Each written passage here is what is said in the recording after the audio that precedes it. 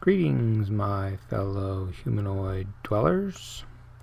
In this video we're going to install Linux, Apache, PHP, MySQL, and then add phpMyAdmin for the future. This is not a tutorial on these particular applications, just a preliminary video to get things set up and going.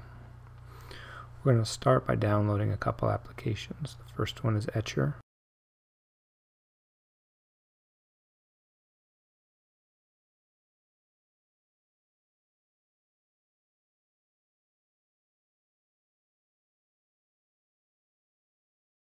We're also going to download a version of a Raspberry Pi install.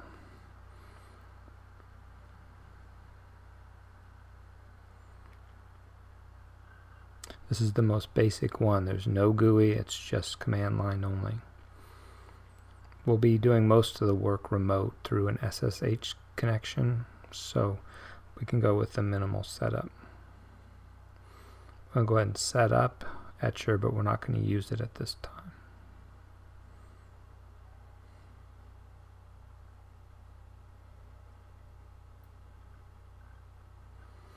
And then we're going to go ahead and unzip the image that we downloaded that we'll install on an SD card for the Raspberry Pi.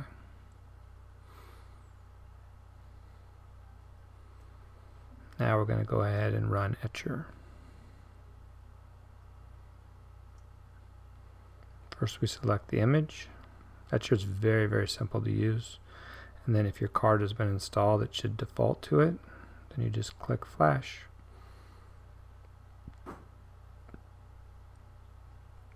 For most of this, I've sped this up at either 5 times or 10 times. So if you're running it, it will take longer on your machine than this shows on here.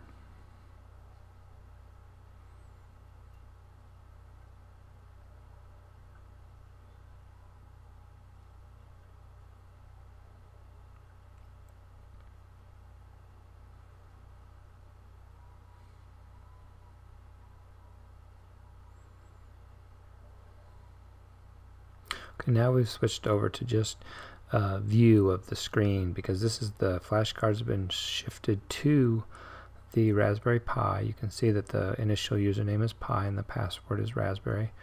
That's built into the image. And then we're just going to run a quick sudo apt update.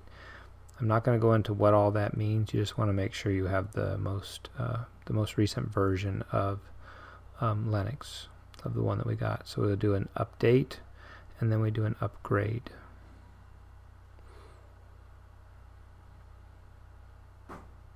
And once again, I have this sped up on the video. If you're doing this and following along, it will take a lot longer.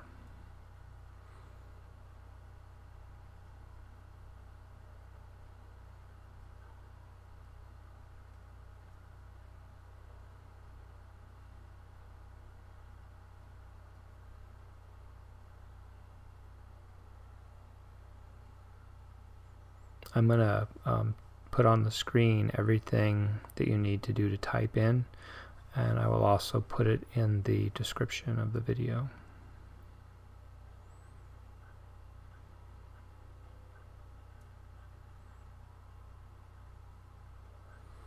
The video gets kind of blurry on this. I just put it up mainly more for reference. Since you can't really read or may not be able to read what I'm typing, that's why I'm putting the prompts on there. Now I'm going to go ahead and install the SSH connection.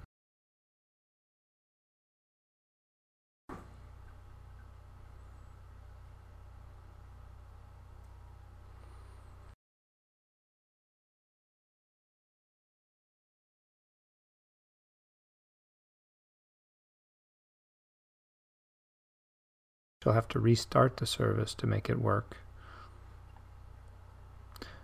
Now you're going to have to get the IP address so you know what to type into later, and it's under the iNet.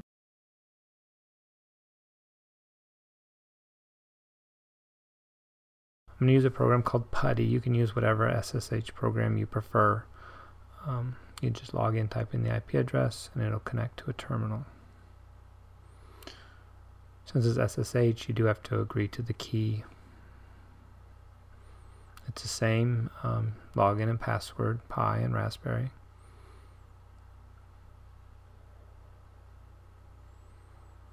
And from here I've got the commands typed so I can do a cut and paste.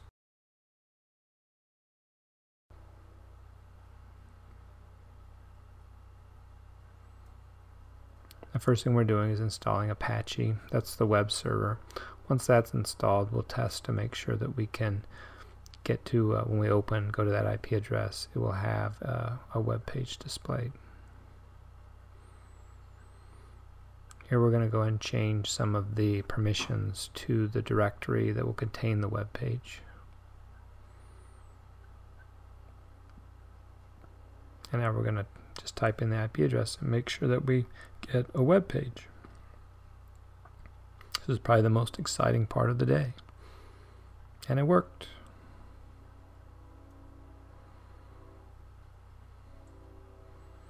Now we're going to install PHP. PHP will also provide a landing page so you can confirm that it got installed properly and the version that got installed. But you do have to add a little file to the directory, to that HTML directory.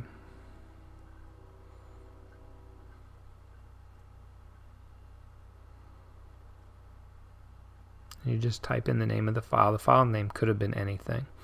Then you type it in here. It does have to be .php, but you can see that we have version 7.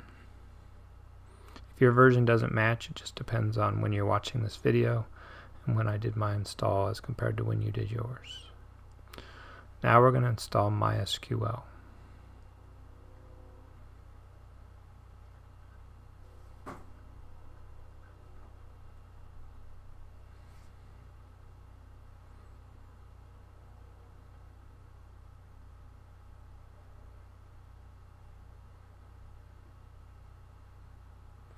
And now we're going to install phpMyAdmin. There's no real way to tell if you've installed MySQL without using some command line, but using phpMyAdmin we'll be able to see if it worked or not, because phpMyAdmin is an easy way to administer databases.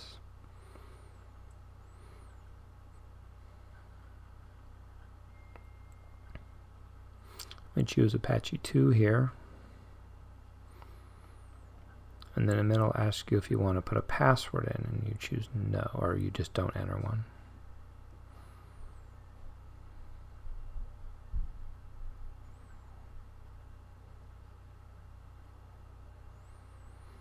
It's important that you follow the instructions in the order that they are. If you try to configure MySQL prior to installing phpMyAdmin, you can run into difficulty. And here what we're going to do is we're just going to log into MySQL as user root, but then we have to go ahead and give it a password. So we're going to remove the root user while we're logged in as root user, so you wouldn't want to log out right now. And then we're going to re-add the root user again. We're going to give it the password of password, and then we're going to grant all privileges to that user. Then we're going to go ahead and exit, and then we're going to log in again using the new password just to confirm that it works.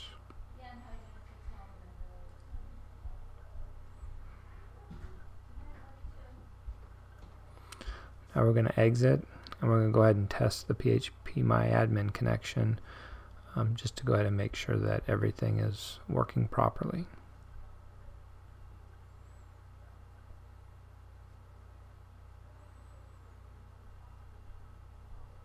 Log in as root with the password of password.